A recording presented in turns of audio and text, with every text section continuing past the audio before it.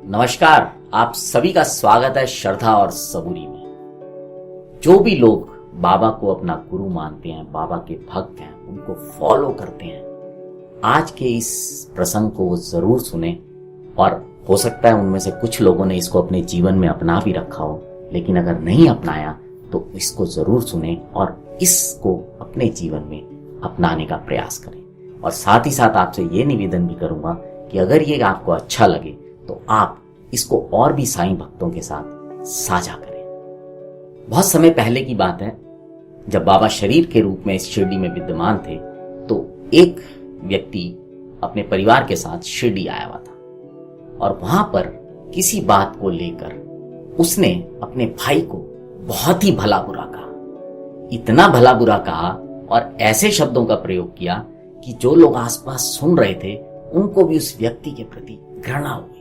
लेकिन वो था कि रुक ही नहीं रहा था, बोले जा रहा था, बोले जा रहा था, बोले जा रहा था। हम लोग जब नहाते हैं तो चाहे वो स्नान हम पानी से करें, चाहे साबुन का इस्तेमाल करें, बेसिक मकसद जो होता है वो होता है कि अपने शरीर के मैल को निकाला जाए। लेकिन जो इस तरह के लोग होते हैं, जैसे कि ये व्यक्ति था जो अपने भाई को भला बुरा कह रहा था, कोस रहा था, ये वो लोग हैं जो अपनी जबान से, जिह्वा से, जिसको इंग्लिश में टंग बोलते हैं, उससे बोल बोल के लोगों के दोष जो है वो दूर किया करते हैं। और ऐसे लोगों की बात का कभी बुरा नहीं मानना चाहिए, इस पे कभी रिएक्ट नहीं करना चाहिए। इसी विषय में कबीर जी का एक दोहा है, निंदक नियरे राखिए आंगन कुटी छवाए, बिनु पानी साबुन बिना निर्मल करत सुभाए।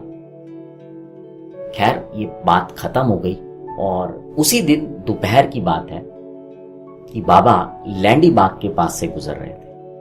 अब ये तो हम सभी जानते हैं कि बाबा सब कुछ जान लेते थे, उनको पता चल जाता था कि हमारे मन में क्या है या क्या हुआ है। तभी अचानक वो व्यक्ति बाबा के सामने आ गया। बाबा ने उस व्यक्ति को उस सूअर की ओर जो कि विष्ठा खा रहा था इशारा करते हुए बोला कि देखो ये कितनी खुशी से विष्ठा खा रहा है। तुम भी जी भर के अपने भाइयों को बुरा भला कहा करो, कोसा करो, तुम्हारा आचरण भी ठीक इसी की प्रकार है।